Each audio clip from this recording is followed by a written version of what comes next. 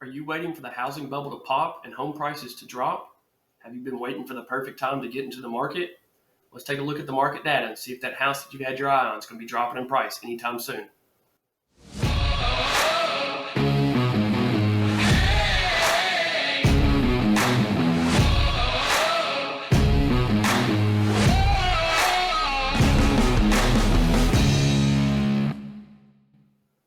Hey there, everybody. I'm Dalton Cox. I'm a licensed real estate agent in Middle Tennessee.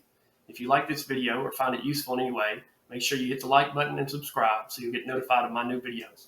But let's get to it. So unless you've been living under a rock, you've noticed that the price of homes has skyrocketed lately. And this begs a few questions. Is it a bubble? Will the bubble burst? Are the prices going to come down? Will I ever be able to afford a home? And I'm not saying you won't be able to afford a home. I'm just saying I don't think prices are coming down anytime soon. Let me show you why. So it really boils down just to two words, and that is housing shortage. If we look at this MSN article, it says the U.S. frequently has just a 3.3 month supply of available homes for sale, which is well below the 6-month supply standard of a balanced real estate market. This means there's only about half as many homes for sale as you would expect in a healthy market. So it's really just a supply and demand issue. There's more demand than there is supply of houses. But what's driving that demand? Why is there more demand now than there was before? Let's take a look at Zillow real quick and see why.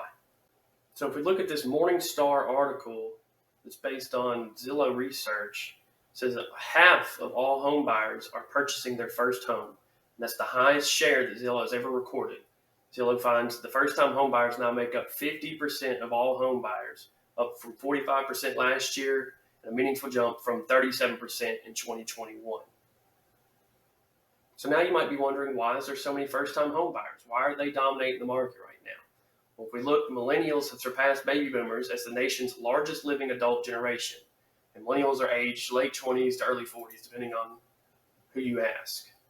And if we go over here and look at the balance and see what is the average age of first-time home buyers. Well, in 2021, it was 33 years old. So you've got the largest generation of adults coming of age to buy their first home. And they're just dominating the market right now. So we've got the millennials trying to get out of their parents' basements and finally get into their own home. And then we look at the mortgage rates.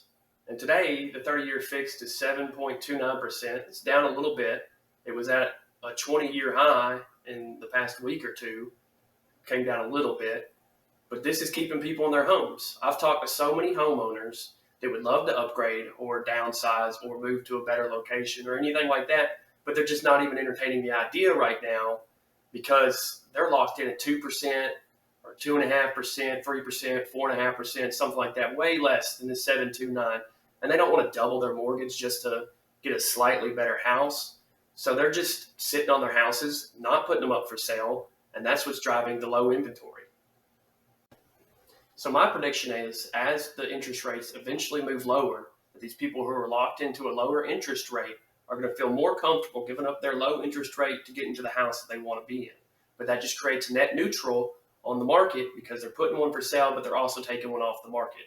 So that does not help the supply issue, does not help the housing shortage at all. So at this point, you might be asking, why not just build more homes? If there's not enough homes, if there's a shortage, why don't we just build more and flood the market and equal it out?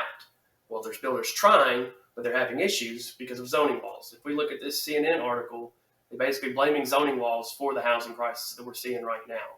The zoning laws make it too difficult for the developers and the builders to build more subdivisions. You know, there's only certain areas where they can build apartments over here. You can only build single-family homes over here. You know, they got restrictions on duplexes and triplexes, and it's just so much red tape that makes it difficult for these developers to come in and build the houses they need to.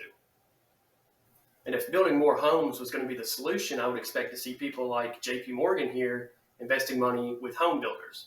But this article from last year talks about JP Morgan plans to acquire more than $1 billion in single-family rentals. That tells me that they don't think that home builders are going to be the next step in the process. They're trying to get their hands on as many rentals as possible because they know that there's a shortage in houses. And when people can't buy a house, then they're going to have to rent something. And the home prices increasing also increases the rent price. So that's where they've got their money right now. So my personal opinion is that home prices will not be dropping significantly anytime soon. I'm sorry if you clicked on this video thinking that I was going to say otherwise, but I'm just calling it the way I see it. It looks like it's going to get worse before it gets better. Maybe the federal government will step up their game and put more pressure on the local municipalities to change the zoning laws needed to get the home builders in to build more houses. Thanks for watching this video, and if you got any questions, leave them in the comments, and I'll catch you guys on the next one.